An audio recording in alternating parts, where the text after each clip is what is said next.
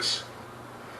O candidato que se sentir alvo de uma ofensa pessoal ou de uma calúnia pode pedir o direito de resposta. Esse pedido vai ser analisado por mim e pela produção do programa e a decisão será anunciada assim que for possível.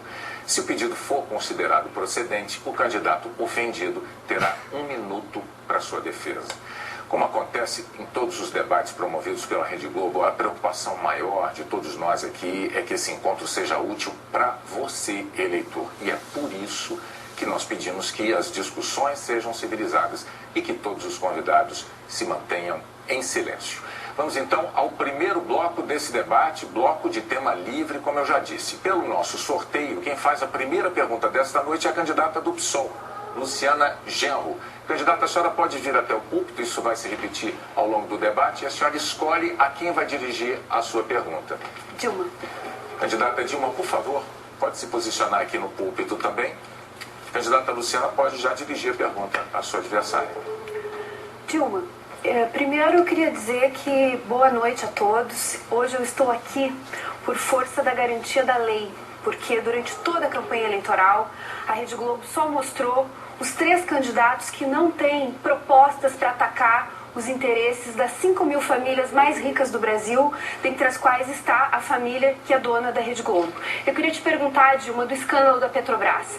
É resultado das alianças com a direita que vocês fizeram? Eu queria iniciar cumprimentando o moderador, todos os candidatos, e quero dizer que no que depender de mim, esse será um debate muito propositivo. E eu pretendo discutir propostas. Gostaria de dizer que nessa campanha eu propus medidas concretas contra a corrupção. Destaco a proposta de transformar Caixa 2 em crime eleitoral, a imposição de julgamentos mais rápidos, penas mais severas e confisco de bens para todos aqueles servidores públicos que cometerem atos de corrupção. E a criação de uma nova estrutura junto aos tribunais superiores, visando acelerar e agilizar o julgamento de crimes que tenham pessoas ligadas e com fórum privilegiado. Todas essas propostas, elas têm como objetivo acabar com a impunidade. Quero dizer que, no caso da Petrobras, eu demiti esse diretor que está envolvido agora nesse escândalo. E também autorizei que em todas as questões relativas à Petrobras houvesse ampla e total abertura à investigação. Réplica. Acontece, Dilma, que é o tesoureiro do PT que está envolvido nesse escândalo. E a delação premiada só foi aceita e o Paulo Roberto foi para casa porque a história dele é verdadeira. O Mensalão foi o primeiro episódio que mostrou aonde levam essas alianças com a direita que vocês estão fazendo. O Aécio, que muito te acusa, não tem autoridade para falar, porque esse é o mesmo método do PSDB. Mas o PSOL tem autoridade, porque nós não aceitamos governar com a direita e também não aceitamos implementar políticas que só beneficiam os bancos e as grandes empreiteiras, como vocês têm feito. Olha, não acho que sejam alianças que definem corruptos. Acho que corruptos há em todos os lugares. O que é necessário é que as instituições sejam capazes de investigar. A abertura à CGU, a abertura para todas as atividades de investigação é uma característica do meu governo. Eu tive o cuidado de aprovar leis que garantem que todos os crimes serão investigados e punidos. Doa a quem doer. E quero dizer uma coisa. Não acredito que tenha alguém acima de corrupção. Acho que todo mundo pode cometer corrupção. As instituições é que têm de ser virtuosas e impedirem que isso ocorra. Candidatas, muito obrigado. O próximo a fazer pergunta é o pastor Everaldo, que pode se aproximar. A quem o senhor quer dirigir a sua pergunta, candidato? Vou perguntar ao candidato Aécio. Candidato Aécio, por favor, pode se aproximar também do púlpito. E o senhor já pode ir fazendo a sua pergunta, candidato. Candidato Aécio, A origem do mensalão aconteceu nos Correios. Desde aquela época, as empresas estatais estão a serviço do partido do governo. E hoje as coisas pioraram. Você, inclusive, está nos jornais que você está processando os Correios processando criminalmente porque eles estão boicotando a distribuição de material dos partidos de oposição. Como você vê o uso da máquina do governo nessas eleições? Caro pastor Everaldo, é vergonhoso aquilo que vem acontecendo nas nossas empresas públicas. A Petrobras deixou há muito tempo as páginas de economia para diariamente nos surpreender nas páginas policiais. E agora os Correios, os centenários Correios, estão a serviço de uma candidatura de um partido político em Minas Gerais. Quem diz isso não fui eu. É uma gravação de uma das principais lideranças do PT em Minas Gerais, que diz que se o PT hoje apresenta determinados índices nas pesquisas eleitorais, isso se deve ao dedo do PT nos Correios. E fomos descobrir que grande parte da correspondência enviada por nós não chegou aos destinatários. Por isso que eu tenho defendido muito a eleição de Pimenta da Veiga em Minas Gerais. Porque eu não quero que as empresas públicas de Minas, como não quero de parte alguma do Brasil, como a CEMIG e a Copasa, caiam nas mãos daqueles que as utilizam para fazer negócios. Mas o mais grave em relação à Petrobras, volto a ela, pastor Everaldo, é que a presidente acaba de repetir aqui, alguns segundos atrás, que demitiu o senhor Paulo Roberto da Petrobras. Não é o que diz a ata do conselho, está aqui em minhas mãos. A ata do Conselho da Petrobras diz que o diretor renunciou ao cargo e, pasme, meu caro pastor, senhoras e senhores, recebe elogios pelos relevantes serviços prestados à companhia no desempenho das suas funções. Esse senhor está sendo obrigado a devolver 70 milhões de reais roubados da Petrobras e o governo do PT o cumprimenta pelos serviços prestados à companhia. Os Correios estão me processando porque eu denunciei essa corrupção no programa eleitoral. Denunciei a corrupção e a falta de transparência. O Brasil, que prometeram que seria de todos nós, hoje é só do partido do governo. Os Correios, lamentavelmente, também hoje não é mais do Brasil nem dos brasileiros, é só do partido que está no governo. Estão tentando calar a boca de quem fala a verdade. Eu digo para a sociedade brasileira, está na hora de um basta dessa corrupção, de um partido que se preocupa com seus interesses e não com o seu interesse da sua vida e da sua condição de vida nesse país. A tréplica.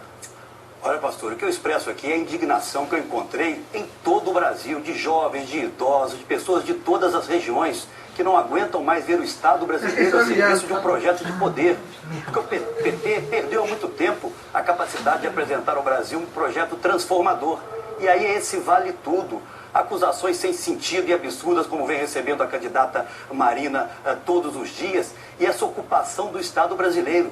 Apenas aquilo que esse diretor, Paulo Roberto, assume que roubou da Petrobras, permitiriam o pagamento de 420 mil bolsas famílias e vagas para 9 mil crianças nas creches no Brasil. Apenas isso. Candidato Everaldo e candidato Aécio, muito obrigado. O candidato Aécio é o próximo a fazer pergunta pelo sorteio que foi realizado antes. A quem o senhor quer dirigir a pergunta, candidato? O senhor pode permanecer aí, sim, o senhor pode trocar de lado se prefere assim.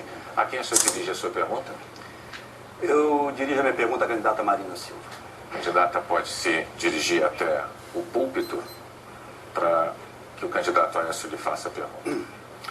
Pois não, candidato, pode fazer.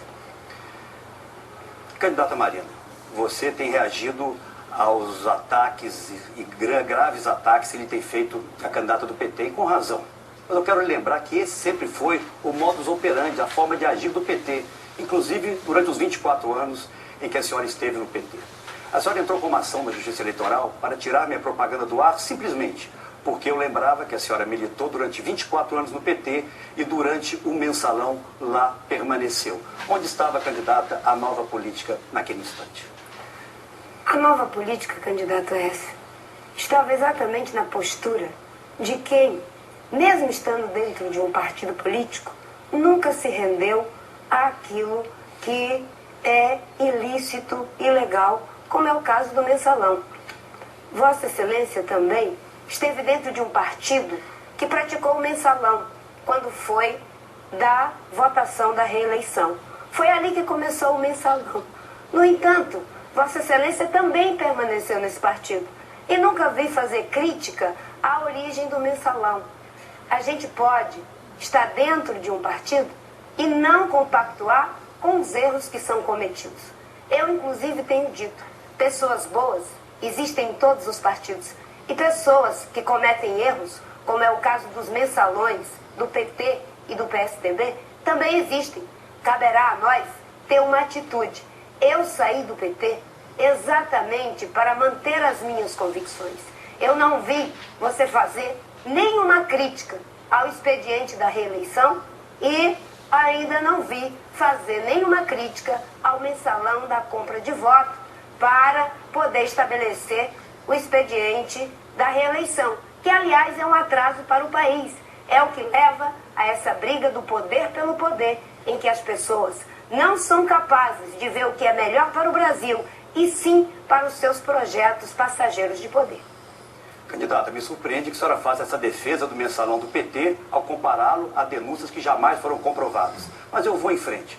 A senhora tem falado que vai governar com os bons.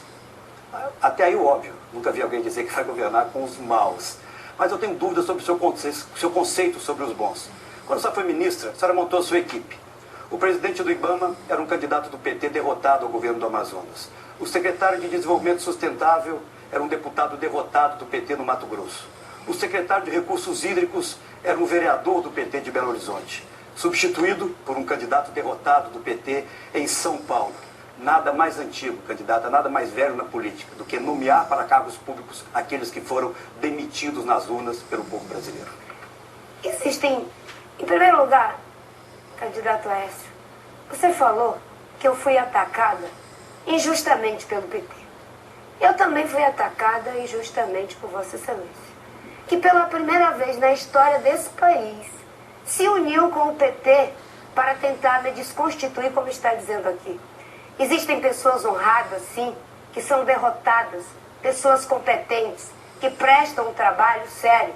Está cheio dessas pessoas dentro do seu partido. Se algum deles perder a reeleição, você vai chamá-los de velha política só pelo fato deles perder a eleição? É isso que dá a visão de poder pelo poder. Obrigado aos dois candidatos. Podem retornar aos seus lugares. Candidata Dilma, é a senhora que faz a próxima pergunta. A senhora precisa dizer a quem vai dirigir a sua pergunta. Vou dirigir a minha pergunta ao Eduardo Jorge. O candidato se aproxima agora do púlpito para que a senhora possa perguntar. Pois não. Candidato Eduardo Jorge, eu acredito que nós temos um programa muito importante que é o Pronatec. Aliás, o Pronatec faz parte de todo o esforço de voltar a investir em escolas técnicas. Eu sei que o senhor sabe que houve uma lei que proibia o governo federal de investir em escolas técnicas. Eu gostaria que o senhor pudesse me dizer o que o senhor considera importante nessa questão ligada ao Pronatec e às escolas técnicas federais. Esse é um tema mais amplo até, que é o tema da educação. É claro que o Pronatec é um programa importante e o Partido Verde pretende apoiá-lo, incentivá-lo. Mas na área da educação, presidenta Dilma, o Partido Verde, analisando o Plano Nacional da Educação recentemente aprovado no Congresso Nacional, definiu 3 áreas como prioritárias naquelas 20 metas do Plano Nacional da Educação que a senhora conhece bem. Que é o 17, a meta 17, a meta 18 e a meta 20. A meta 20 é aquela que amplia os recursos para a educação em geral no Brasil, que nós devemos perseguir para que ela seja universalizada com qualidade. A meta 17 e 18 diz respeito aos salários dos professores e às carreiras dos professores. O Partido Verde acha que é muito importante existir na educação integral, na educação técnica, mas não existe uma educação de qualidade, como já provaram países como a Finlândia, como a Suécia, se o professor não for respeitado. Ele hoje ganha 2 salários mínimos. É, entre as profissões universitárias, o mais desprestigiado. Portanto, as metas 17 e 18 do Plano Nacional de Educação, para o Partido Verde, são as mais importantes. Queremos a expansão do ensino integral, do Pronatec, mas queremos que os professores sejam prestigiados, possam se dedicar ao trabalho dele, sabendo que a sua família também terá segurança. Ele terá uma carreira e poderá progredir nessa carreira. E com isso atrair personalidades, de todos os jovens, para essa carreira tão importante que é a carreira dos professores. Eu concordo com o senhor, candidato, que é muito importante valorizar o professor. Tanto é assim que nós enviamos e aprovamos no Congresso a lei que destina 75% dos royalties e 50% do petróleo, do pré-sal, para a educação. E isso eu acredito que vai ajudar a valorizar o professor. Concordo que não há educação de qualidade sem professores valorizados. Agora, gostaria de dizer que o Pronatec é um programa gratuito, feito e contempla 8 milhões de jovens. É uma parceria muito qualificada com o Sistema S e o governo federal, que voltou a investir em escolas técnicas. Eu fiz 204.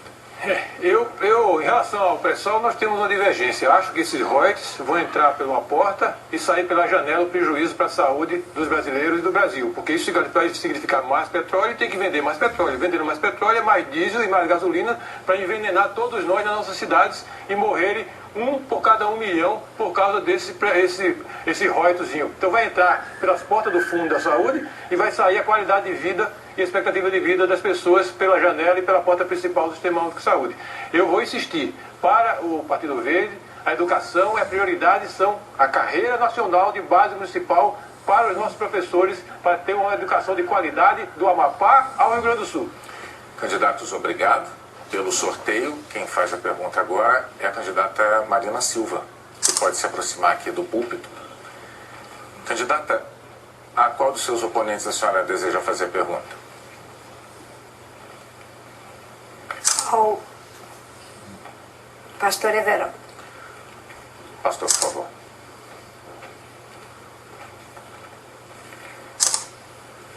Candidato pastor Everaldo, em função dos graves problemas de concentração de renda, de oportunidade de ensino digno, uma boa parte da nossa população vive em situação de pobreza. Os programas sociais como Bolsa Família e tantos outros são importantes. Como é a sua visão de programas sociais, considerando o Bolsa Família, que o governo diz que o outro candidato que ganhar vai acabar? Candidata Marina, eu tenho falado que ajudei como precursor do Bolsa Família a implantar no Rio de Janeiro o cheque cidadão. Naquela altura, nós atendíamos as famílias com a obrigatoriedade de que cada família colocasse as suas crianças nas escolas. Tinha que estar com a carteira de vacinação em dia e com a carteira escolar em dia, para poder aprender. Nosso objetivo era isso. E pude constatar, nas mais de 70% das primeiras famílias que receberam o cheque cidadão, o precursor do Bolsa Família, davam testemunho de que pela primeira vez puderam comprar um iogurte para os seus filhos, comprar um biscoito para as suas crianças. Então, eu acredito que o Bolsa Família não é patrimônio de um partido. Ele já vem, antes desse governo que está aí, já tinha o embrião e foi associado. Tem que dar os parabéns, que foi feito de uma maneira correta e agora as pessoas estão recebendo. Então, isso não é patrimônio. Eu tenho a minha experiência de vida, muitas das vezes, menino pobre, nascido na comunidade do Acari, pude comer a melhor comida na escola pública, a merenda escolar. Então eu sei da necessidade de que é um programa social como Bolsa Família. Então tenho repetido que no nosso governo, ganhando esse governo a partir do 1º de janeiro, nós vamos ter condições de dar uma melhorada no Bolsa Família. Depois a gente continua. A minha proposta em relação aos programas sociais é de que eles devem ser estendidos para alcançar a maior parte da população que ainda não foi alcançada. No caso do Bolsa Família, ainda faltam 4 milhões que estão no cadastro e não foram alcançados. E nós temos uma proposta que é de dar o 13º salário para aquelas pessoas que hoje recebem o Bolsa Família. Porque a pior coisa que tem é chegar no Natal e não ter como sequer dar uma ceia para o seu filho. Nós, no nosso governo, vamos dar o 13º salário para o Bolsa Família, que isso vai melhorar a condição de vida das pessoas. Continuando então, como eu estava falando, a necessidade de aprimorarmos. Eu acredito o seguinte, eu tive condições de, aos 14 anos de idade, depois de ser camelô na feira, servente de pedreiro, e aos 14 anos fiz um concurso, passei para o Instituto de Seguro do Brasil, fui ser office boy, tive a minha carteira assinada. Para mim, o melhor programa social é quando o beneficiário pode dizer assim, eu não preciso mais dele. Então temos que dar capacitação, capacitar para cada assistido possa ele ter a condição de ter a sua carteira assinada, receber o salário. No meu governo, nenhum brasileiro vai passar fome. Candidatos, obrigado pelo sorteio que foi realizado antes. Quem faz a pergunta agora é o candidato Eduardo Jorge. É a sua vez. A quem o senhor vai dirigir a pergunta, candidato? Levi Fidelix. O senhor tem que perguntar exatamente ao candidato Levi Fidelix, não eu estou alternativo. De acordo com a regra. Você está atento. Candidato Levi, você viu que o tempo todo eu me portei com a maior lhanura e cortesia com todos os candidatos. Mas, no entanto, da última vez, segunda-feira de madrugada, o senhor extrapolou todos os limites e, com a sua fala, agredindo a população LGBT, agrediu, na verdade, 99,9% da população brasileira. Na própria segunda-feira, o nosso partido e outros partidos entraram com a representação contra o senhor. Eu proponho que o senhor aqui peça perdão pela sua fala ao povo brasileiro. Candidato Jorge, você não tem moral nenhuma para me falar disso. Você, acima de tudo, propõe que o jovem consuma maconha. Isso é crime. Isso é apologia ao crime. Ao aborto, apologia ao crime. Está lá no Código Penal. Eu apenas, então, somente, seguindo o que reza a Constituição Federal, requeri que as pessoas pensassem e repensassem que nós temos que ter famílias tradicionais, que também a Constituição Federal, no artigo 226, prevê o homem, a mulher, filhos. Então, meu candidato, fique certo que não é você que vai, uma vez mais, colocar o povo brasileiro, que eu defendo,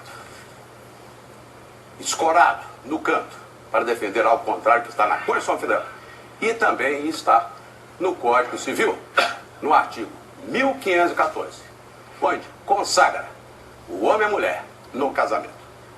Vou requerer de você, então, pense duas vezes antes de me acusar de algo que eu não fiz nenhuma apologia. Muito pelo contrário. Apenas coloquei que eu defendo a posição cristã, familiar, e que o Estado não pode interferir, porque o meu legítimo direito constitucional está garantido também no artigo 5º, que é a minha livre expressão. Bom, então nós vamos nos encontrar na Justiça quando o Ministério Público abrir o processo e o senhor for chamado, e nós fomos também chamados como testemunhas. Não quero, se você quer me processar também por essas teses generosas em defesa da saúde das mulheres e uma tese para quebrar o poder do crime e ter um diálogo maduro com os usuários para diminuir os danos das drogas psicoativas ilícitas, faça e vamos ver na Justiça. Quero então aproveitar esse momento para reiterar, o senhor envergonhou o Brasil com a sua atitude segunda-feira à noite. Envergonha você, cara. Você, porque você está praticando apologia a crimes. As jovens que estão indo para clínicas de aborto se matarem. Isso é uma vergonha para um candidato a presidente da República. Envergonhando também porque você faz apologia às drogas, que é entrada para todas as demais drogas. Isso exatamente que o povo não quer. O povo brasileiro quer. A tradição reza e o povo brasileiro quer que o jovem seja sadio. Estão em 1 milhão de drogados, mundo afora, Brasil afora, pedindo pelo amor de Deus que os tirem de lá onde estão, que são as clínicas.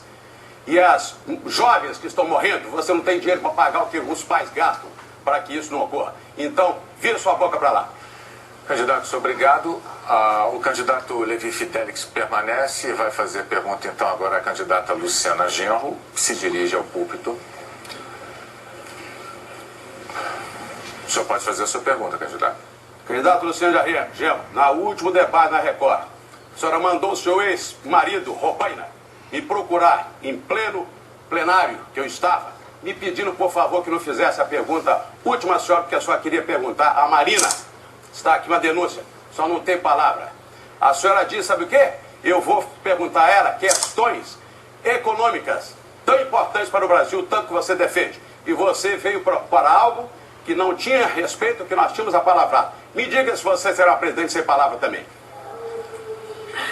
Levi Fidelix, eu nunca rompi nenhuma palavra contigo. Agora, tu apavorou, chocou, ofendeu e humilhou milhares de pessoas com aquele teu discurso homofóbico que incitou o ódio e mais, incitou o direito de uma suposta maioria enfrentar os direitos de uma minoria, Fidelis. Isso já no passado aconteceu. Isso resultou na escravidão, resultou nos mais diversos tipos de genocídio, resultou no Holocausto, Levi. O teu discurso de ódio é o mesmo discurso que os nazistas fizeram contra os judeus, é o mesmo discurso que os racistas fazem contra os negros. Mas o racismo hoje, felizmente, já é crime. Por isso, tu não poderias ter dito o que tu disseste em relação aos negros. Mas tu te encoraja de acusar homossexuais, transexuais, lésbicas, travestis, porque, infelizmente, a homofobia no Brasil ainda não é crime. Mas nós estamos lutando lá na Câmara Federal. Jean Willis, Chico Alencar, Ivan Valente, os nossos deputados, estão batalhando para que a homofobia seja crime, para que pessoas que façam um discurso como o teu saiam algemadas. E era assim que tu deverias ter saído daquele debate, algemado diretamente para a prisão, porque o teu discurso foi ofensivo. E eu reforço aqui, tu devias pedir perdão para os milhões de brasileiros que tu ofendeste e que tu atacaste a dignidade deles. Candidata Luciana Genro, mentira sua, que em nenhum momento eu fiz apologia ou pedi instalar o meu discurso para todo mundo verem. Em nenhum momento pedi que as pessoas atacassem alguém. Muito pelo contrário. É o meu legítimo direito de defender a família, defender o povo. E apenas isso. As pessoas façam do seu corpo o uso que queiram. As pessoas têm seu livre-arbítrio. Agora, o meu legítimo defeito de expressar, direito de expressar, a minha posição cristã, católica especialmente, cristã, porque também evangélicos acompanham a minha linha de pensamento. Exatamente é dizer o que eu penso, o que eu exatamente consagrar na Constituição Federal, a família. E não estimulei nada. Você que turbinou no Twitter o tempo todo para me incriminar. Mentira sua. Cristãos, evangélicos, espíritas, qualquer pessoa de qualquer religião, ou mesmo ateus, não compartilham do seu discurso de ódio, Fidelis. E é justamente por isso que foi tão criminosa a suspensão do programa de combate à homofobia nas escolas, que a presidenta Dilma fez, por pressão da bancada fundamentalista no Congresso Nacional. Ela desistiu de levar para dentro das escolas esse debate sobre homofobia, para que nós não tenhamos mais adultos como o senhor Fidelix, que pensem dessa maneira e que destilem esse ódio, e nós tenhamos crianças que tenham a educação para a tolerância e para a não discriminação. Essa é a luta do PSOL. Termina assim o primeiro bloco do nosso debate. A seguir, os candidatos a presidente farão perguntas sobre temas determinados por sorteio. Até já.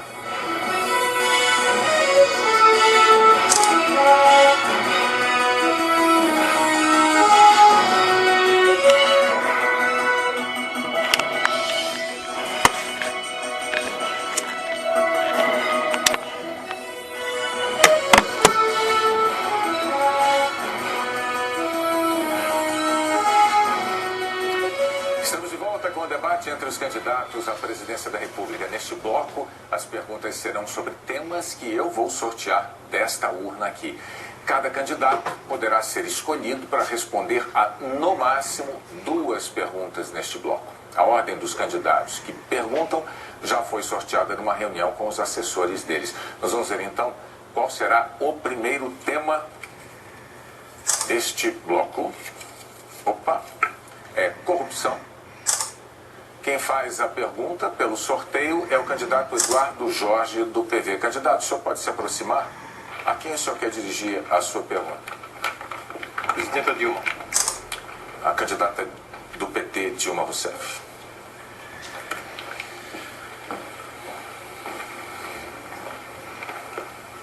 É claro que eu poderia falar da corrupção, que eu associo do ponto de vista estrutural ao aparelhamento das estatais e dos ministérios brasileiros.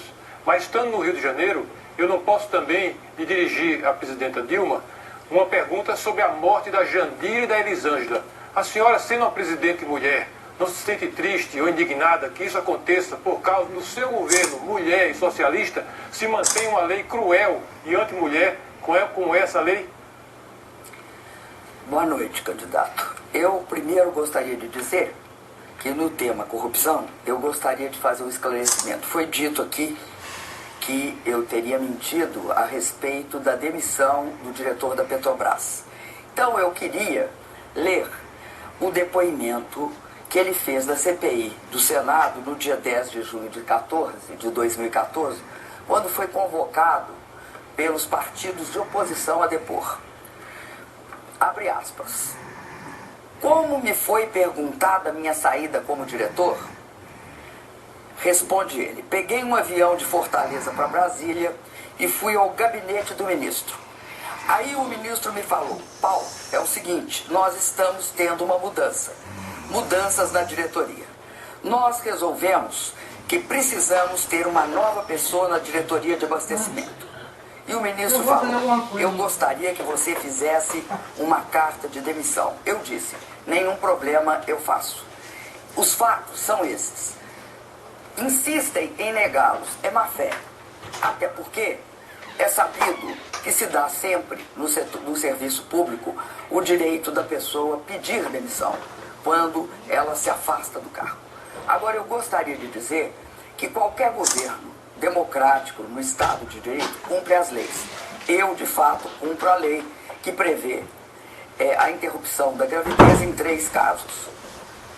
Bom, quanto à corrupção, eu insisto, é uma questão estrutural. A senhora podia considerar a proposta do PV de cortar 50% desses cargos indicados nos ministérios e nas estatais indicar uma pessoa, mas todos os contratados serem por processo seletivo e acabar com esse loteamento que foi muito prejudicial da Petrobras. Agora, quanto à questão das mulheres, presidenta Dilma, eu acho que se a senhora pensar bem, talvez, se a senhora conseguir o outro mandato, eu gostaria que a senhora reconsiderasse e adotasse, ou pelo menos pensasse em apoiar a posição do PV de revogar essa lei cruel, machista, anti-mulheres, que mata as mulheres como a Jandira e como a Elisângela no seu governo. Eu sou a favor de reforçar toda a proteção à juventude para prevenir a gravidez precoce. Apoiar as moças, as jovens, para que elas não sejam levadas a esse momento em que elas se sentem inteiramente desprotegidas. Agora, repito, a legislação prevê a interrupção em 3 casos. E nesses casos, só com autorização da gestante. No caso específico da Petrobras, eu queria dizer ainda que tem gente que combate a corrupção, como eu, para fortalecer a Petrobras. Tem outras pessoas que combatem a corrupção para enfraquecer a Petrobras e querer a sua privatização. A candidata Dilma pode permanecer, porque o sorteio indica que é a senhora que fará a próxima pergunta. A quem? Eu quero fazer a pergunta para o candidato Aécio Neves. Um minuto só, por favor, candidato. Eu acabei de me atrapalhar aqui. Porque primeiro eu tenho que sortear o tema. Ah, tá. Perdão. É o papel das estatais. A falha foi minha. Perdão.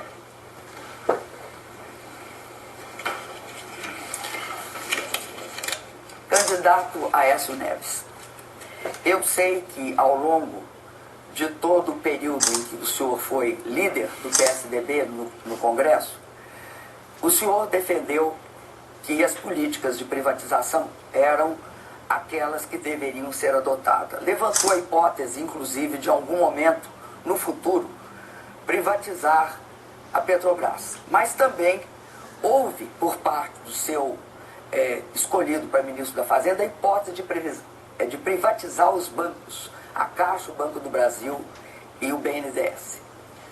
Senhora candidata, a senhora acaba de dizer que o seu ministro das Minas e Energia chamou o então diretor da Petrobras. Oi, Paulo, entrega aqui, faz aqui uma carta de demissão.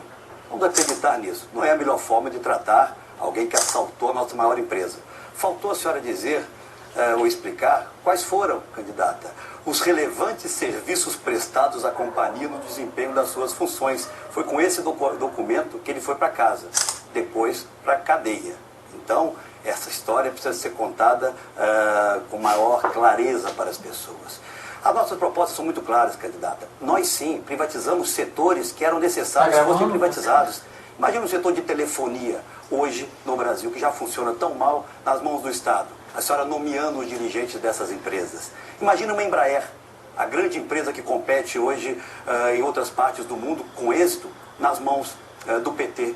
Não, nós fizemos as privatizações de setores importantes como siderurgia porque eram necessários. No meu governo, estou aqui afirmando isso, olhando para o telespectador, a Petrobras vai ser devolvida aos brasileiros. Teremos uma direção da empresa profissional, uma gestão que engrandeça a empresa, que não a diminua como aconteceu nesse seu período de governo. E os bancos públicos também não serão cabides de emprego para aliados políticos, como infelizmente vem acontecendo hoje. Candidato Aécio Neves, vocês praticamente entregaram para nós, a Caixa e o Banco do Brasil, numa situação extremamente precária. Hoje, a Caixa e o Banco do Brasil são bancos públicos muito sólidos. Mas eu gostaria de voltar a uma questão. Acho estranho que o senhor trate com tanta leveza a questão das privatizações. Foi no governo do senhor que um funcionário, alto funcionário de um banco público, disse que estavam tratando as privatizações no limite da irresponsabilidade. E esse funcionário simplesmente constatava as condições pelas quais se organizavam os consórcios que compraram essas empresas. Candidata Dilma Rousseff, não sou eu que eu disse. É o povo brasileiro que está indignado com o que o seu partido e o seu governo fez com as nossas empresas. Vocês entregaram a nossa maior empresa, e isso quem diz é a Polícia Federal, a uma quadrilha, a uma organização criminosa que lá se instalou. O diretor está preso, as denúncias não cessam, porque não ficam apenas nele. Esse é o lado perverso do aparelhamento da máquina pública, que é a pior marca do governo do PT. A senhora, infelizmente, tem um governo que não atende ao cidadão, à cidadã, atende a um projeto de poder que eu acredito, a partir do próximo domingo, começa a terminar. Eu vou sortear agora o próximo assunto da próxima pergunta. Obrigado aos dois candidatos. Quem vai fazer a próxima pergunta é a candidata Marina Silva, pelo sorteio que já foi realizado. A presidente Dilma. O tema é o papel do Banco Central.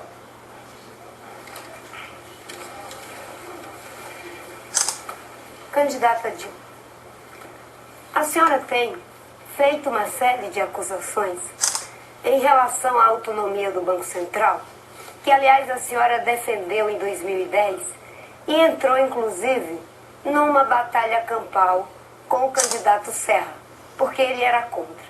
Agora você diz que é contra também a autonomia do Banco Central. Qual é a Dilma que está falando agora?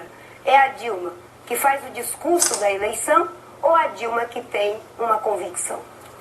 Candidata, acho que você deliberadamente está confundindo autonomia e independência.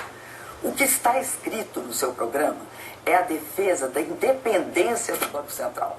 E aí, candidata, tem um problema. Independente só são os poderes legislativo, executivo e judiciário. Independência do Banco Central é dar um quarto poder para os bancos. Eu sempre defendi a autonomia, sempre me acusam de não respeitar a autonomia. Eu respeito a autonomia do Banco Central. Só não acho, candidata, que nem no caso da autonomia ela tem de ser legalizada, no sentido que ela tem de ser jurídica. Por quê? Porque a autonomia do Banco Central tem de ser uma opção que os governos fazem em defesa de uma política econômica de combate à inflação. E isso não significa que o presidente do Banco Central e sua diretoria sejam inamovíveis. Eu sugiro que a senhora leia o que escreveram no seu programa, porque a senhora ou está deliberadamente tentando confundir a autonomia com independência, mas isto não é possível, candidata. Autonomia é uma coisa, independência é outra. Até porque as consequências também são outras. Quando se escolhe um presidente, se escolhe uma política econômica. Não é possível transferir essa escolha para os bancos, candidata. Sinto muito. Está falando a Dilma das eleições. e não a Dilma das convicções, que, por não ter experiência política e ter virado presidente da República, não ter sido nem vereadora e virado presidente da República, sabe o que é que acontece? Confunde os poderes. Acha que a autonomia do Banco Central é ser um poder independente. A autonomia do Banco Central é para que ele tenha autonomia de combater a inflação que hoje está alta no seu governo e para que não haja interferência política de quem acha que manda em tudo e ainda manda no resto. É para evitar que a inflação cresça como está crescendo no seu governo. Informo a candidata que a inflação está sob controle. Agora, acho importante ela ler o que escreveu no programa.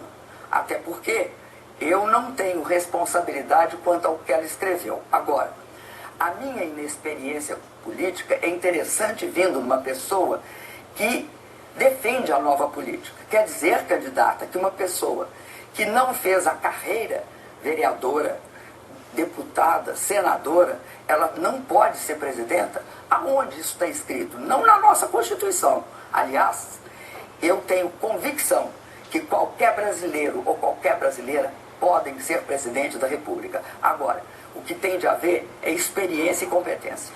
Vamos agora então ao próximo tema da pergunta. Já tivemos pergunta, resposta, réplica e tréplica. Agora quem vai fazer a próxima pergunta é o pastor Everaldo. E o tema, pastor, é a Previdência. A quem o senhor deseja fazer a sua pergunta? Vou chamar o senador Aécio. Candidato do PSDB.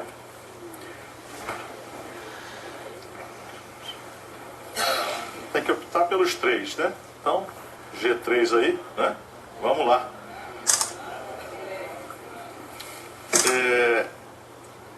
Mesmo sendo o assunto sobre Previdência, meu querido senador Aécio, eu queria falar de um assunto que tem incomodado o Brasil.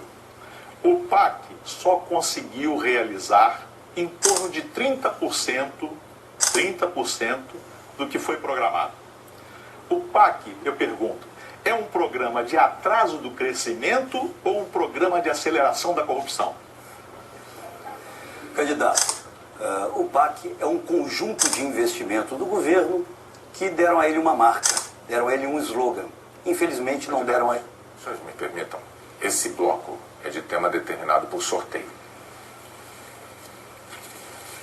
Previdência. Responda. Vamos começar de novo. O senhor pode fazer a pergunta, pastor, sobre Previdência, em respeito às regras do debate. Então, senador, o que o senhor tem a me dizer sobre a Previdência no Brasil? Mas eu vou apenas concluir a frase, se me permite, William Bonner. Não deram ao PAC, infelizmente, a eficiência que os brasileiros esperavam. O Brasil tem um problema grave na Previdência, até porque aquilo que se esperava para 2026, que era um déficit em torno de 1% do PIB, infelizmente já foi alcançado esse ano. Eu me lembro muito bem, pastor Everaldo, que eu era governador de Minas Gerais, no ano de 2006, 2005 para 2006, ainda no meu primeiro mandato. Nós fizemos a primeira das reuniões na Granja do Torto, comandada pelo presidente da República, com outros 20 e poucos governadores de estado. E começamos ali a discutir um projeto viável, racional, principalmente para aqueles que integrariam a partir daquele instante o sistema de previdência no Brasil. E avançamos na busca daqueles avanços. Infelizmente, o presidente da República, no momento em que, enfrentava alguns contenciosos na sua base, arquivou mais essa proposta de reforma, como na verdade arquivou todas as outras, a reforma política, a reforma administrativa e da reforma tributária. O que eu quero dizer em relação à questão da Previdência é que eu vou trabalhar muito junto às centrais sindicais para que nós possamos rever o fator previdenciário que vem tirando uma parte muito expressiva das receitas ou das aposentadorias dos brasileiros. É possível fazer isso, falando a verdade, discutindo cara a cara, e nós vamos fazer, porque o Brasil de hoje, felizmente, é um Brasil melhor do que era há um tempo atrás.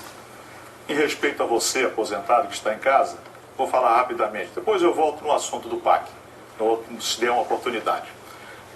O PSC defende o fim do fator previdenciário. Nós defendemos porque hoje a eficiência da Previdência é lamentável, porque nós precisamos ter uma alternativa, recuperar o poder da aposentadoria. Não levianamente, temos que fazer um planejamento a longo prazo para recuperar o poder de compra do aposentado, porque deu o seu sangue, seu suor, o seu trabalho em favor do Brasil e agora tem sido prejudicado perversamente. Uma das marcas da nossa candidatura é sem dúvida alguma, pastor Everaldo, a qualidade da equipe que nos acompanha. E estamos todos mergulhados em alternativas. Uma delas, para o aposentado, exatamente você incluir um plus também que diga respeito à variação do médio do custo dos medicamentos, que obviamente são utilizados pelas pessoas mais idosas. Mas eu quero reiterar aqui, nesse instante, aos aposentados brasileiros, o compromisso que assumi com as centrais sindicais e agradecer o apoio que recebi do Sindicato Nacional dos Aposentados. Nós vamos rever o fator previdenciário para que esse peso não continue a impactar de forma tão violenta na vida cotidiana de milhões de aposentados brasileiros. O candidato Aécio Neves permanece no púlpito porque o sorteio determina que o senhor faça a próxima pergunta, que será sobre o tema Custo Brasil. A quem o senhor dirige a pergunta, candidato? Posso, a candidata Dilma? Não. Ela já respondeu a 2 perguntas, é o máximo no bloco. Qualquer outro candidato, menos a candidata Dilma. Que pena, candidato, tá vendo? Minha homenagem. Candidato Eduardo Jorge, quando você terminar aqui, vem aqui para receber e responder. Vou variar um pouco aqui. É Custo Brasil, viu, candidato? Vamos lá. Para nós, na hora que você me der o comando... Okay? Quando quiser. Olha, nós sabemos que um dos fatores que mais vem prejudicando o desenvolvimento da economia brasileira é o custo Brasil, que se dá uma logística de péssima qualidade, já que esse governo demonizou as privatizações durante 10 anos e o Brasil é hoje um cemitério de obras abandonadas e acabadas por toda parte. Temos um sistema tributário complexo, confuso e oneroso que esse governo não tomou conhecimento durante esses 12 anos. O que o senhor acha possível fazer para diminuir o custo Brasil, que as nossas empresas sejam mais competitivas, empreguem mais e gerem mais renda? Isso da logística é muito importante e tem outros fatores, inclusive a corrupção, inclusive a centralização excessiva. Mas para o Partido Verde, um ponto que está muito claro, e está no nosso programa desde março de 2014, é a questão da reforma tributária. Fomos o único partido que apresentou uma reforma tributária ampla. Vocês, do G3, estão propondo um cheque em branco. Vão votar neles sobre a reforma tributária sem saber o que é que o Aécio, a Dilma e a Marina vão fazer. Depois da campanha que eles vão dizer. Qual é a proposta do Partido Verde? É associar algo que, quando você era presidente da Câmara, comandou o processo de discussão daquele projeto do professor Marcos Sintra, diretor da Fundação Getúlio Vargas, de criar um imposto único arrecadatório federal. Que eu já disse para o Marcos Sintra que não é único, é quase único, é tipo igual a CUT, quase única, né? Porque ele pode ser completado com esquemas de justiça tributária, como, por exemplo, regular o imposto das grandes fortunas, que o Fernando Henrique tentou e não conseguiu, né? E aproximando isso de um imposto de renda para as pessoas mais ricas do Brasil. Mas o imposto único arrecadatório federal, que foi da época da sua presidência, é, do ponto de vista do Partido Verde, aquela maior medida racionalizadora. Pelos cálculos do professor Marcos Sintra, ele vai reduzir 10% dos preços dos produtos, do pão, do macarrão, da comida. Portanto, essa é a proposta do Partido Verde. Eu queria saber se você está disposto a conversar sobre isso conosco. Com você eu estou disposto a conversar sobre tudo, o tempo todo, Eduardo.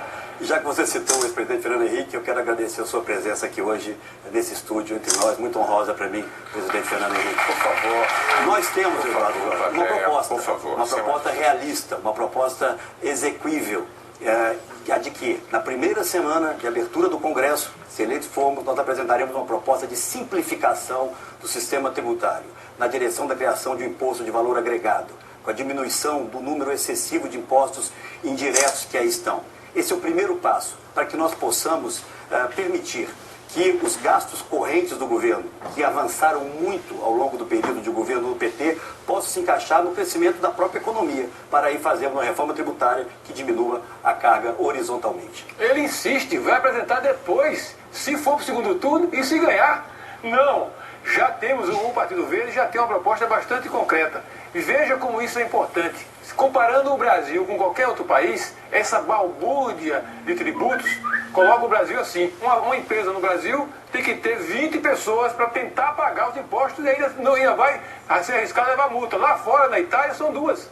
O presidente da Fiat, falando como italiano, falou que é 100 vezes mais aqui no Brasil. Mas isso é um exagero italiano. Porque, na verdade, é 10, 20 vezes. Então, eu convido você a analisar a nossa proposta do PV e do professor Marco Sintra, sendo eleito ou não eleito, porque o seu senador vai continuar conosco lá no Congresso Nacional. Espero que... O próximo tema de pergunta, candidato Levi Fidelix, é o senhor que vai fazer a próxima pergunta e o tema é combate às drogas. A quem o senhor dirige a sua pergunta? O senhor não pode chamar nem a candidata Dilma, nem o candidato Aécio, porque eles já responderam cada um a 2 perguntas. É aqui. Candidata Luciana Gião. É aqui. Deixa eu enquadrar.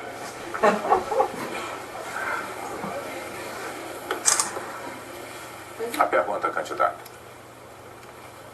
Luciana Gião, você esteve em Cuba, esteve na Venezuela e treinou muito lá, guerrilha.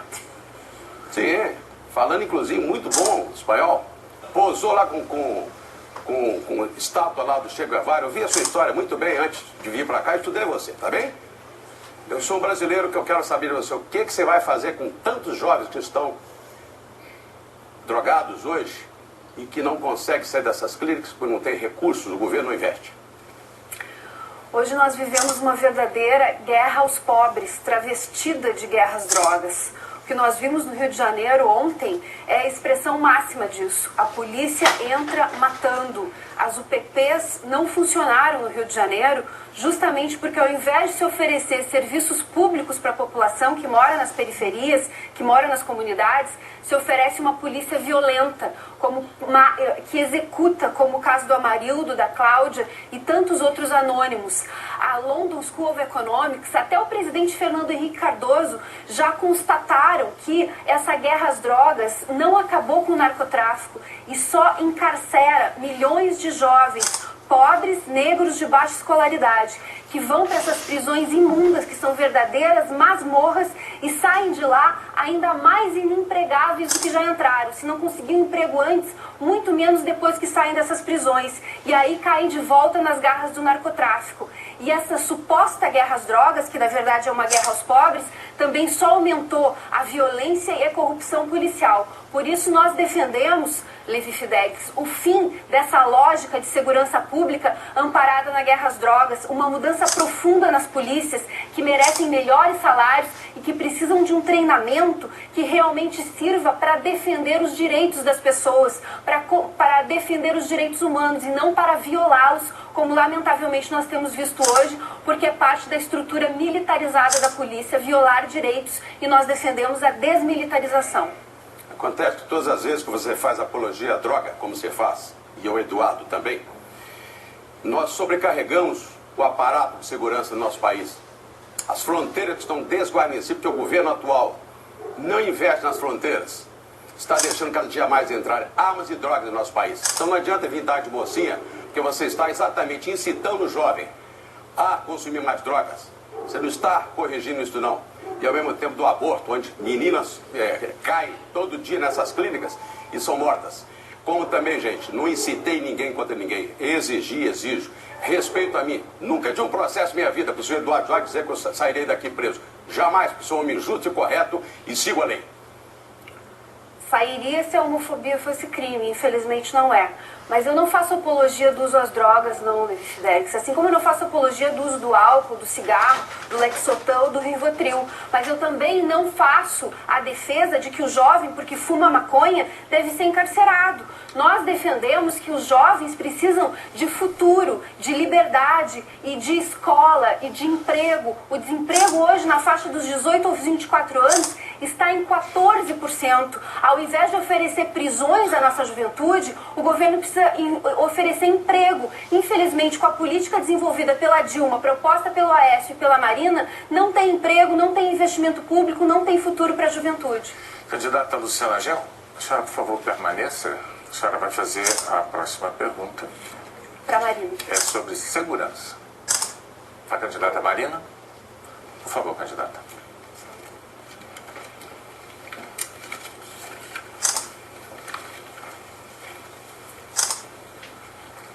Marina, sobre segurança, nós temos uma situação dramática no país. É preciso maiores investimentos em segurança pública, é preciso acabar com essa lógica de encarceramento da nossa juventude, é preciso mais investimentos para que os nossos presídios não sejam verdadeiras masmorras. A tua política econômica, que é a mesma do PSDB, só vai trazer mais cortes de gastos públicos, só vai trazer mais arroxo salarial para os trabalhadores, para os aposentados. Eu queria saber se a tua nova política é exatamente a mesma política econômica do PSDB e que não vai trazer recursos para melhorar a segurança pública. Temos uma proposta, sim, para a segurança pública, Luciano.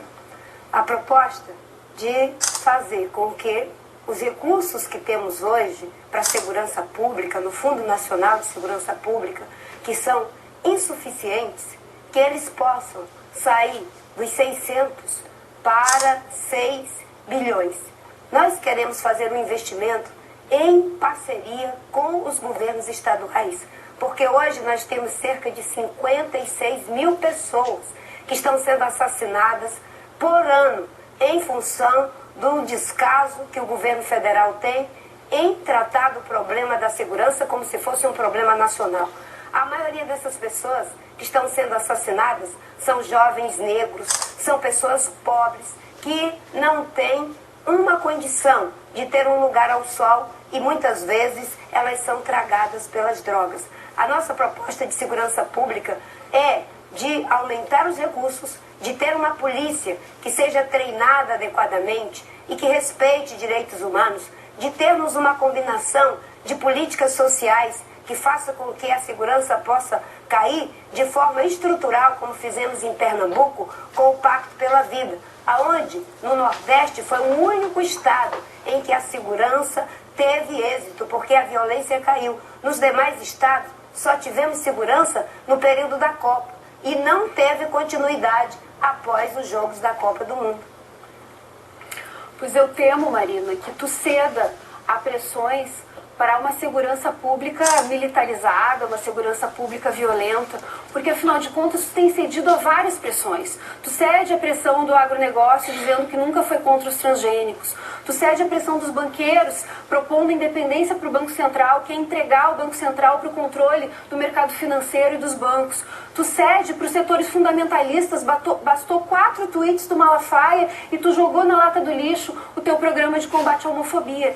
Então, Marina, é preciso ter firmeza, é preciso ter coragem para enfrentar interesses, para contrariar, muitas vezes, setores que querem políticas de endurecimento penal que só levam a maior encarceramento e violência. Luciano, eu tenho uma vida inteira dedicada à defesa dos direitos humanos, à defesa do meio ambiente, às convicções que, em parte, eu sei até que tu defendes.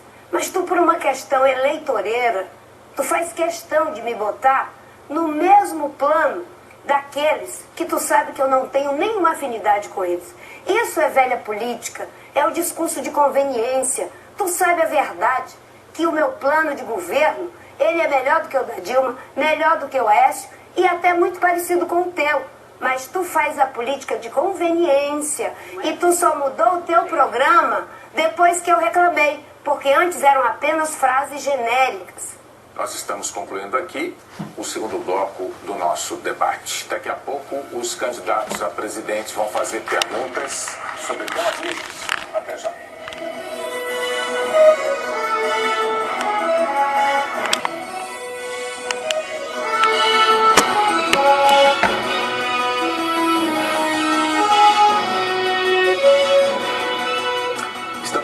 Com o debate entre os candidatos à presidência da República e neste bloco as perguntas serão sobre temas livres. Cada candidato faz a pergunta que quiser ao outro.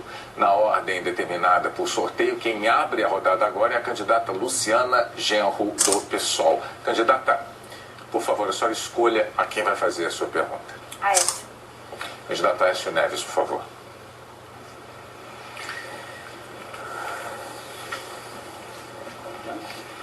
É livre. Aécio, tu e a Dilma parecem o sujo falando mal lavado.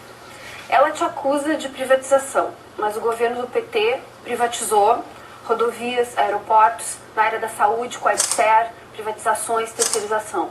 Tu acusa de corrupção o governo do PT. Só que tu tinha que ter vergonha de falar em corrupção com o PT, porque o mensalão mineiro foi a origem do mensalão e porque a privataria tucana, quando vocês privatizaram tudo no Brasil, foi um grande escândalo. Cara, Luciana, eu vejo que você faz aqui com o tema livre, né, o seu espetáculo, sem menor conexão com a realidade. Você sabe, Luciana, que o Brasil não seria o Brasil que é hoje, não fosse o governo do PSDB, da responsabilidade fiscal, da modernização da economia, do plano real. Talvez nós não tenhamos tido ao longo de toda a nossa história um benefício tão profundo para as famílias, para você que está nos ouvindo, quando o fim da inflação, essa mesma inflação que hoje está de volta. Nós combatemos o governo do PT porque nós temos uma visão de mundo absolutamente diversa da que eles têm. Nós queremos um Brasil que possa se conectar com as cadeias globais de produção para gerar renda e empregos aqui no Brasil. Nós queremos uma gestão pública profissionalizada, onde a meritocracia possa substituir esse aparelhamento absurdo da máquina pública. O que eu quero são políticas sociais que possam, Luciana, superar a pobreza e não apenas conviver com ela, como me parece bastar ao PT. Eu estou hoje como candidato à presidência da República porque nós construímos um projeto no qual nós acreditamos. Não é o seu, eu respeito o seu, também não acredito nele, mas o nosso é um projeto pronto para, a partir do dia 1º de janeiro, possibilitar uma nova escola brasileira, para que o seu filho tenha educação de melhor qualidade, para o mercado de trabalho cada vez mais competitivo, para descentralizar os investimentos em saúde, levando a saúde mais próximo de você, e para que eu, como presidente da República, cuide pessoalmente da política nacional de segurança, para que os filhos das famílias brasileiras possam viver longe do crime e longe da droga. Aécio, quem não tem conexão com a realidade é você. Você que anda de jatinho, que ganha um alto salário, não conhece a realidade do povo. Vocês do PSDB zombam do povo que anda de ônibus lotado, metrô lotado, vive de salário mínimo. O teu economista que tu já nomeou para Banco Central chegou a falar que o salário mínimo aumentou demais e que o desemprego tem uma parte que é necessária para equilibrar a economia. Então, Aécio, tu é tão fanático das privatizações e da corrupção que tu chegou ao ponto de fazer um aeroporto com dinheiro público e entregar a chave pro teu tio. E isso tu ainda não explicou devidamente pro povo brasileiro. Luciana, não seja leviana. Você está aqui como candidata à presidência da República. Você não deve ofender os outros sem conhecer do que está falando. No meu governo, todas as obras públicas foram feitas para atender a população do meu estado. Todas elas aprovadas pelo Ministério Público. O meu governo, Luciano, é o governo que melhorou a vida das pessoas. Eu deixei Minas Gerais com 92% de aprovação, porque eu levei Minas a ter a melhor educação fundamental do Brasil. Eu tratei das pessoas, ao contrário do que você diz aqui. Levei Minas a ter a melhor saúde da região sudeste, Luciana. Acusações levianas em véspera de eleição não servem a um debate desse nível. Lamentavelmente, você não está preparada para disputar a presidência da República. A candidata Dilma Rousseff é quem vai fazer a próxima pergunta. A candidata pode se dirigir ao púlpito? Pois não. A quem a senhora gostaria de fazer a pergunta, candidata? Ao candidato Aécio. O candidato retorna ao púlpito. Candidato Aécio, o Brasil passou décadas sem investir em habitação popular. Nós fizemos o maior programa de habitação popular da história do país. Hoje tem mais de 3.600.000 moradias entre entregues e contratada. Metade entregue, metade contratada. O que o senhor acha desse programa?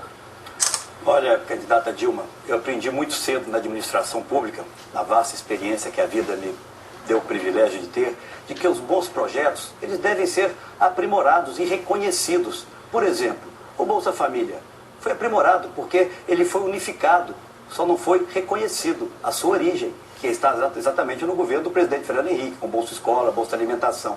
Eu cito apenas esse exemplo para dizer que os bons programas do governo do PT, a partir de 1º de janeiro, estaria anunciando que eles vão continuar, mas vão ser aprimorados. Minha Casa Minha Vida, por exemplo, no meu governo, vai ter um foco muito maior na faixa que vocês não conseguiram enfrentar adequadamente, a faixa de até 3 salários mínimos. Um déficit de 4 milhões e 100 mil moradias, hoje está em torno de 3 milhões e 900 mil moradias. E outros projetos, o Pronatec, não sei se a senhora sabe, a inspiração do Pronatec é um programa que se iniciou em Minas Gerais. O PEP é inspirado também no governo do meu amigo, companheiro e correligionário Geraldo Alckmin. São as Pronatec, que são as ETECs em São Paulo, né? E tem também as FATECs. Então, a administração pública, Dilma, é isso, é você copiar as boas ideias, aprimorá-las, reinventá-las, mas com generosidade, sem achar que descobriu a roda, que é dona de todos os grandes projetos. Não é o primeiro e nem será o último projeto habitacional do Brasil. Ele é importante e esse tipo de subsídio será mantido no meu governo. O que não acontecerá no meu governo é o subsídio para os empresários amigos do poder. Interessante, Aécio, um programa de 14 milhões de famílias não tem nada a ver com um programa que era extremamente fatiado e não chegava a mais de 2 milhões de pessoas. Então, o que eu quero dizer, esse programa é o Bolsa Família. O Minha Casa Minha Vida, ele é centrado, talvez você não conheça, talvez seja difícil para você dar continuidade a ele, porque você não o conhece. A principal característica do Minha Casa Minha Vida é que o subsídio maior é para quem ganha até R$ 1.600. Se você tivesse conhecimento disso, você também não diria que você vai fazer um programa como Minha Casa Minha Vida, que contemplará até três salários mínimos. Dilma, quem não conhece o seu programa, então me desculpe, mas é você. Porque o déficit habitacional na faixa até 3 salários mínimos praticamente não diminuiu. Me permita corrigi-la mais uma vez. Quando o governo do PT assumiu, o programa social do governo do PT era o chamado Fome Zero, que ninguém até hoje entendeu o que era, tanto que desapareceu da agenda do PT. E o PT implementou o nosso programa, unificando o Bolsa Escola, o Bolsa Alimentação, o Vale Gás, e herdando o cadastro único, já com mais de 5 milhões e 900 mil pessoas. E fizeram muito bem. Eu reconheço essa virtude no presidente Lula. Agora nós queremos superar a pobreza. Eu não me contentarei com a sua simples administração, como parece satisfazer ao seu governo. O próximo candidato a fazer pergunta, segundo o sorteio, o candidato Levi Fidelix. Por favor, a plateia não deve se manifestar. Candidato Levi Fidelix, a quem o senhor vai fazer a pergunta? Só não pode fazer o candidato Aécio Neves, que já respondeu a 2. Vamos melhorar o nível aqui. Pastor Everaldo.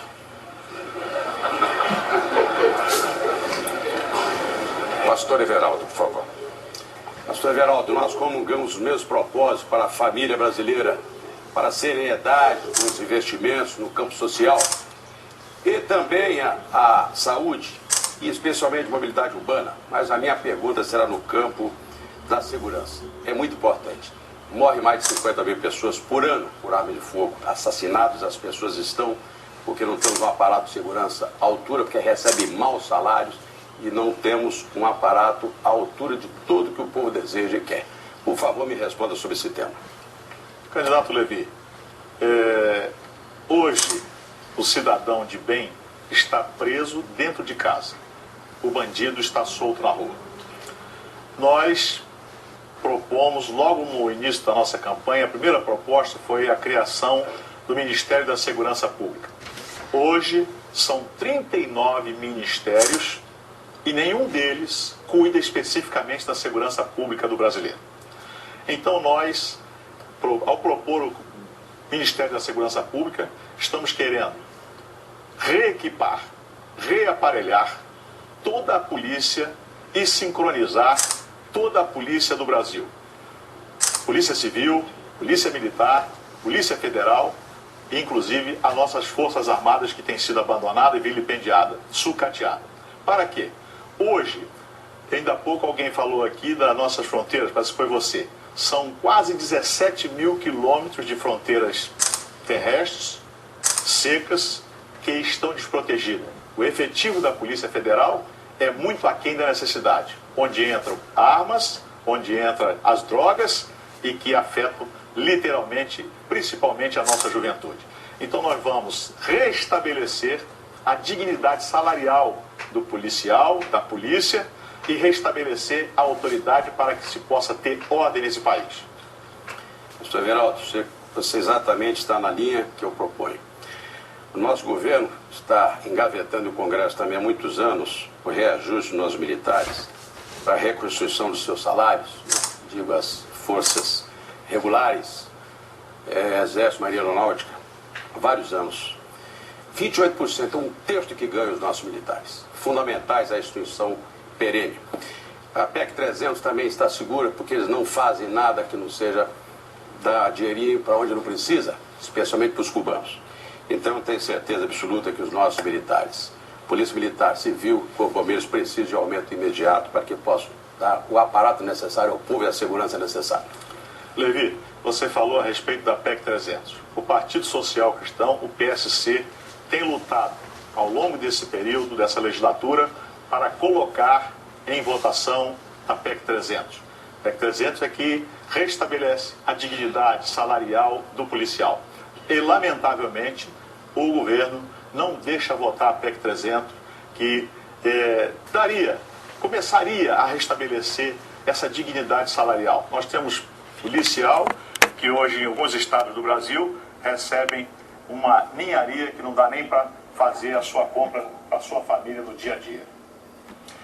A próxima candidata é Marina Silva, que vai escolher a quem dirigirá a próxima pergunta, candidata. A presidente Dilma. Candidata à reeleição Dilma Rousseff vai responder a pergunta da candidata Marina Silva. Candidata Dilma, uma coisa importante é apresentar um programa de governo. Eu apresentei um programa de governo, mas infelizmente você não apresentou, o Aécio também não apresentou. Nas eleições passadas você assumiu vários compromissos, diminuir os juros, fazer o país continuar crescendo, combater a corrupção. E nada do que você se comprometeu está sendo cumprido. Por que que você não conseguiu viabilizar seus compromissos, Dilma? Eu acredito que cumpri todos os meus compromissos. Hoje, o Brasil pratica a menor taxa de juros de toda a sua história, Marina.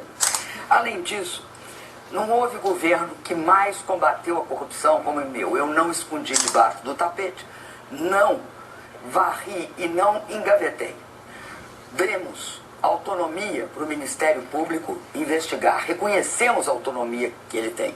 Não nomeamos um engavetador da República. Não, porque reconhecer a autonomia é importante. Tem gente que nomeia o engavetador. Demos a mesma autonomia para a Polícia Federal. Investigamos toda a corrupção. E se hoje esses malfeitos, esses crimes, essa corrupção está sendo descoberta, foi porque nós investigamos. Agora, Marina, sabe uma coisa que eu acho interessante? É que vocês falam que vão continuar os programas sociais do governo. Quem é que pode achar que quem nunca fez os programas vai fazer melhor do que os construiu? Se vocês acham bons, é porque nós construímos.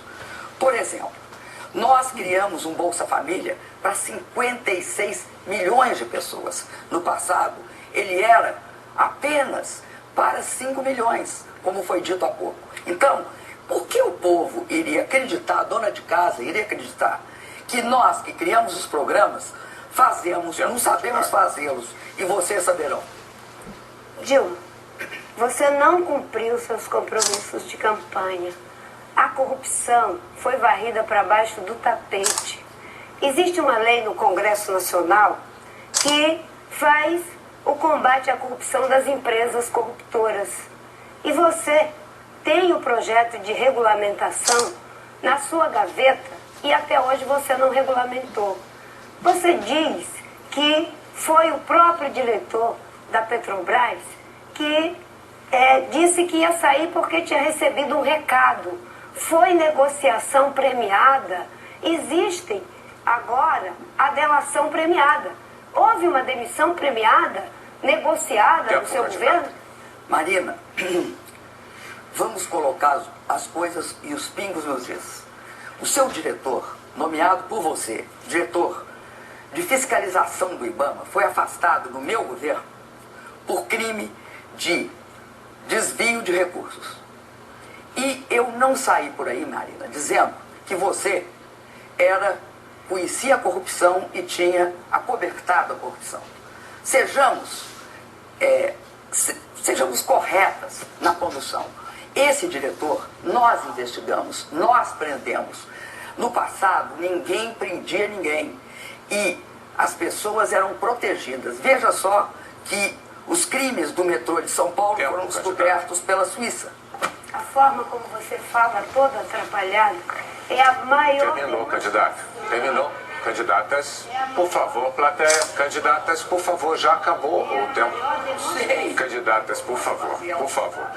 O pastor Everaldo, é o senhor que vai fazer a próxima pergunta. O tema é livre e o senhor escolhe a quem vai dirigi-la. Posso perguntar a Marina? A candidata Marina, sim, pode. A plateia poderia guardar silêncio como nós combinamos, por favor? Candidata Marina, lamentavelmente, tenho que voltar a um assunto que, novamente, é manchete desse país. O escândalo da corrupção da Petrobras. Nunca antes na história desse país, um diretor da Petrobras precisou usar uma tornozeleira eletrônica para não fugir. Porque roubou ele 50 milhões do nosso, do meu, do seu, do nosso dinheiro. Candidato. De fato, é lamentável o que acontece hoje no Brasil. E, infelizmente, a presidente Dilma diz que não sabia que uma pessoa que estava praticando atos de corrupção nessa magnitude, durante 12 anos dentro do seu governo, não tinha o conhecimento dela. Que sai do governo porque ele mesmo pediu para ser demitido e ainda recebe elogios na ata em que pediu a sua demissão. E é dito que foi dada autonomia ao Ministério Público. Quem deu autonomia ao Ministério Público foi o Constituinte, que exatamente para evitar esse tipo de visão autoritária, deu ao Ministério Público a sua autonomia. A Polícia Federal é um órgão de Estado, não é de governo, é de partido. E a Polícia Federal faz as suas investigações, às vezes a duras penas.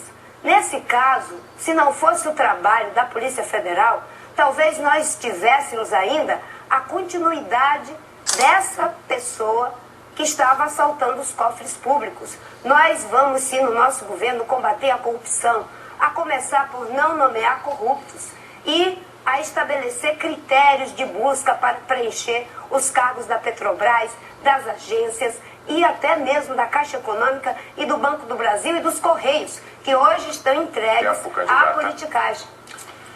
Por eu ter falado deste assunto no programa eleitoral do Partido Social Cristão, perdi 3 minutos. A coligação da candidata me tirou 3 minutos de programa eleitoral. É uma atitude antidemocrática, autoritária, tentando calar a gente que procura falar a verdade para a população brasileira. Se um funcionário da Petrobras, indicado no atual governo, levou para casa, levou para o seu bolso, hoje os jornais dizem 70 milhões de reais do seu dinheiro, do meu dinheiro, do nosso dinheiro, imagina os chefes deles. Temos uma situação muito grave no que concerne à corrupção. Infelizmente, não são criadas medidas para que ela seja cortada pela raiz. Nós temos várias denúncias. Nós tivemos denúncia de corrupção dentro da própria Casa Civil.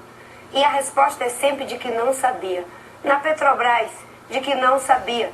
São vários os momentos em que, em lugar de se tomar medida, continua com a mesma história de que não sabia dos casos. É preciso tirar medidas preventivas. E eu vou dizer a frase certa. Pessoas virtuosas criam instituições virtuosas. instituições virtuosas corrigem as pessoas quando falham em suas virtudes. Candidato Aécio Neves, o sorteio determina que o senhor seja o próximo a fazer pergunta. A quem o senhor quer dirigir a sua pergunta, candidato? Presidente Dilma. Candidata Dilma Rousseff. Muito prazer. Senhora candidata, a senhora acabou de nos brindar com uma pérola. A inflação está sob controle.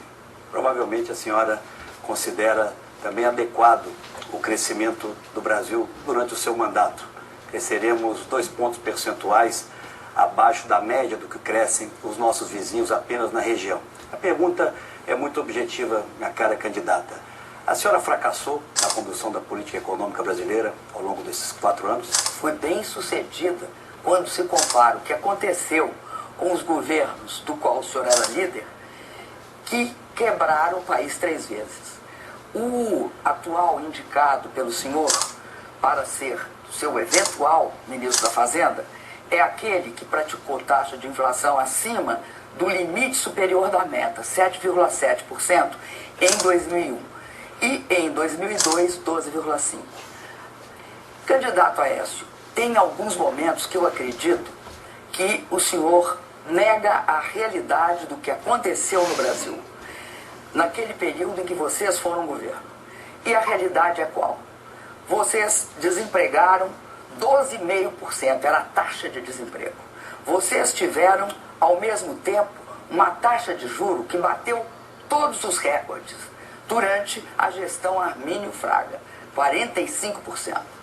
Vocês tiveram a capacidade de colocar o Brasil de joelhos diante do Fundo Monetário. Então eu me pergunto, a partir do que o senhor se considera capaz e eficaz na sua comparação com o meu governo? E mais, que é uma coisa interessante que eu gostaria de falar, essa mania de falar que vocês vão fazer um Bolsa Família melhor que o nosso. O de vocês, se é verdade o número que você deu, era de 5 milhões de pessoas. O meu é de 56 milhões de pessoas. Senhora candidata, nem a competência do seu marqueteiro João Santana é capaz de reescrever a história. O PSDB, candidata, seja justa, seja generosa. O partido que, quando assumiu a presidência da República, pegou a inflação a 916% ao ano. Eu vou dizer para o telespectador novamente, 916% ao ano. Levamos a 7%. Teve um pique de 12% a partir da eleição do presidente Lula e da imprevisibilidade do que significaria o seu governo. Nós fomos o partido, e nossos aliados nos ajudaram muito nisso, a permitir que o Brasil tivesse novamente futuro e respeitabilidade. Agora nós temos diferenças muito grandes, candidato. Assim, eu nomeei o meu futuro ministro da Fazenda. A senhora conseguiu, no mato, nomear o ex-ministro da Fazenda, o ex-futuro ministro da Fazenda. Seu tempo acabou.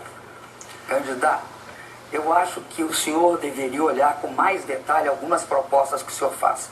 Por exemplo, a última que o senhor fez sobre fornecer remédios gratuitos para os aposentados, eu queria avisar para o senhor que está em vigência. Chama que tem farmácia popular. E nós, justamente para pessoas mais velhas que têm hipertensão, diabetes, e para as crianças que têm asmas, nós somos um dos poucos países do mundo, candidato, que fornece remédios de graça. Veja o senhor que isso é compromisso com a saúde do povo, com o interesse público. Porque interesse público para nós é colocar o orçamento e fazer desse orçamento um orçamento dos pobres também, e não só dos ricos. Candidato Eduardo Jorge é o próximo a fazer pergunta pelo sorteio. A quem o senhor vai fazer a sua pergunta, candidato? Candidata Marina. Marina Silva. Marina Silva. Candidata Dilma, a farmácia popular é um projeto meu, de minha autoria. Peço Candidato, por favor, o senhor deve se dirigir à candidata Marina. Candidata Marina, eu fico triste que você e o PSB não enfrentem essa questão do combate à criminalidade com a legalização e a regulação, que é a medida ecossistêmica mais importante para retomar o poder do Estado das penitenciárias, liberar a polícia para cuidar dos crimes mais violentos, como os homicídios, que só resolve 8%, e tratar de forma adulta na relação com os usuários. Mas mesmo assim eu pergunto então para você, como é que você vai tratar esse problema explosivo das penitenciárias brasileiras? Já que esse governo atual, 12 anos passados, o ministro, inclusive, está aqui presente, não resolveu nada. Até ele pediu para não ser preso. Candidato, o seu tempo está esgotado. Hoje, de fato, nós temos um grave problema na segurança pública que faz com que uma boa parte da nossa população se sinta insegura, desprotegida, quando tem que trabalhar, estudar ou se divertir. Hoje, nós temos que enfrentar o problema que leva à morte, repito, de 56 mil pessoas por ano. A maioria, repito, pessoas negras, pobres, das periferias da nossa cidade.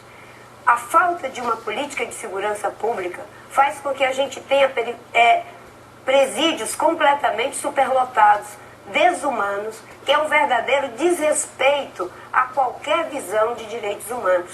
Nós temos que ter um trabalho que leve, em primeiro lugar, à prevenção, para que não aconteça a violência, para que não tenhamos a superlotação.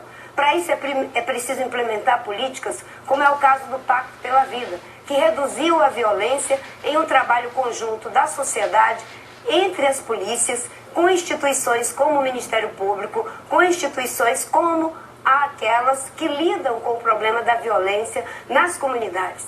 Existe uma coisa que precisa ser feita. A maioria da população carcerária não tem acesso à defesa, porque o serviço de defesa pública, o advogado público, também é mal remunerado. É fundamental que isso seja tratado adequadamente. Sim, mas eu estou falando do problema penitenciário. Estou aqui, o ministro está presente, o ministro da presidenta Dilma está aqui na plateia. Ele tem na mão dele o projeto de lei, o anteprojeto de lei do SINAP, que é um sistema que vai estimular as alternativas penais. Já está quase 2 anos lá parado na mesa dele, igualzinho às 12 áreas indígenas que ele não assina na mesa dele. Portanto, esse SINAP é que precisa urgentemente ser mandado para o Congresso, porque lá vai dar as alternativas penais. 40% dos presos hoje são presos provisórios, porque as medidas cautelares não são aplicadas. O aberto e o semiaberto não recebem estímulos. Eles aplicam 300 milhões de construção de presídios e 11 milhões para o aberto, o semiaberto e as medidas cautelares. Portanto, candidata Marina, por favor. É o caminho para começar a enfrentar esse problema. Além de medidas como essas, é fundamental que se tenha agilidade nos processos. Uma boa parte da população carcerária não tem acesso à defesa, não tem sequer como ver o seu processo tramitar. São políticas integradas que levarão a diminuir a quantidade de presos. As penas alternativas, quando aplicadas adequadamente, elas cumprem com esse papel de não ter que colocar as pessoas nos depósitos como se fossem animais.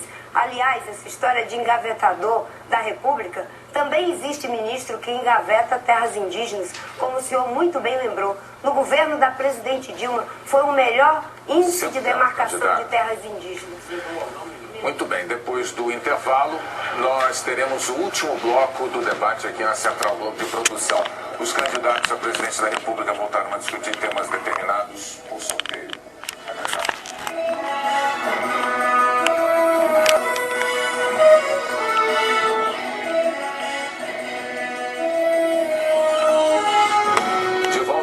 Debate entre os candidatos à presidência da República. Neste bloco, as perguntas serão novamente sobre temas... Maior